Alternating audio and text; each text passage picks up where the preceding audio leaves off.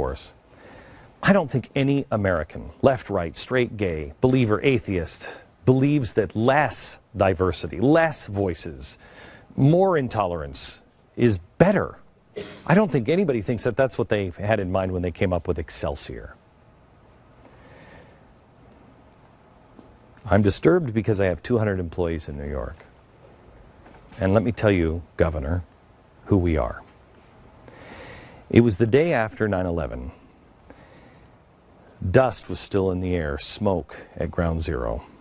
I was there a few days after this, and it was an awful place to be, and I'm sure the governor was there too. And it was a time that united all of us.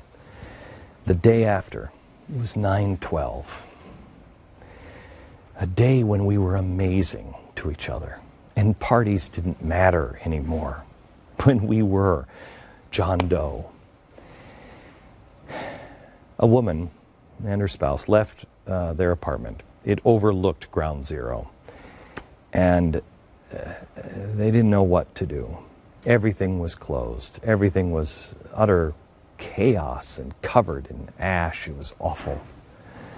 I saw this area a week later, and I will never. It took me a decade to get the smell out of my nose every time I thought of it.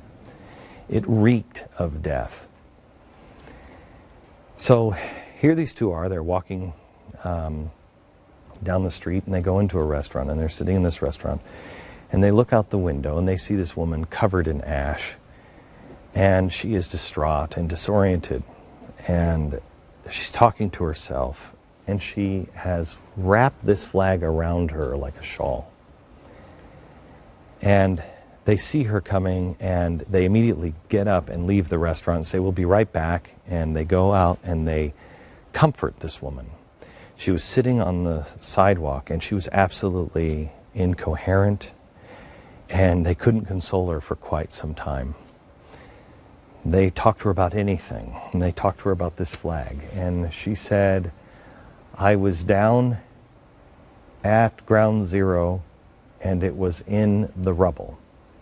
And I pulled it out." And she was using it as a cover, a shield. She said that her husband was a police officer. She hadn't been able to get a hold of him. And she was going down to see if she could find him.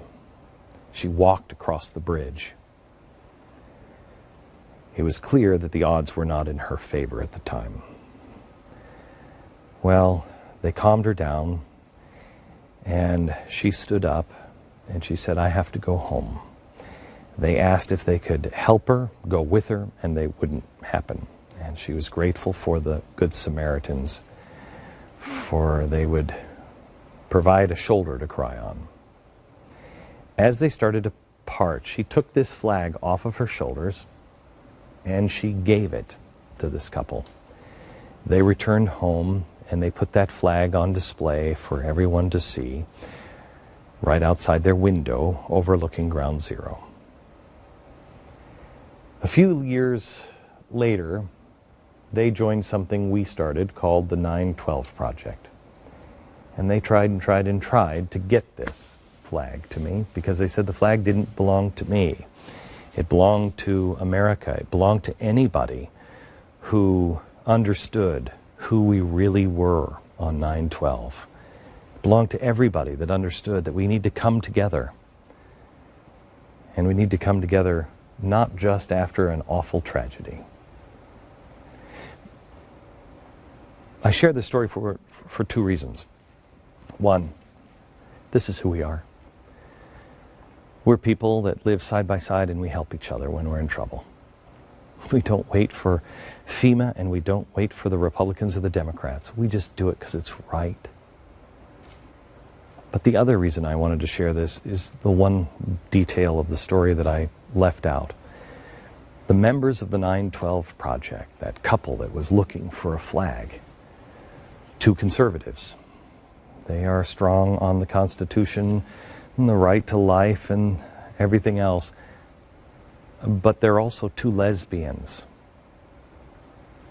two women, conservatives, members of this audience who live in New York. Yesterday, I thought about this flag.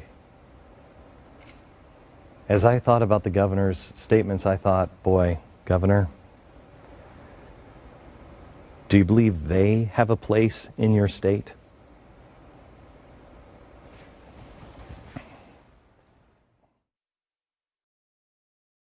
Set camera 2 on a rack.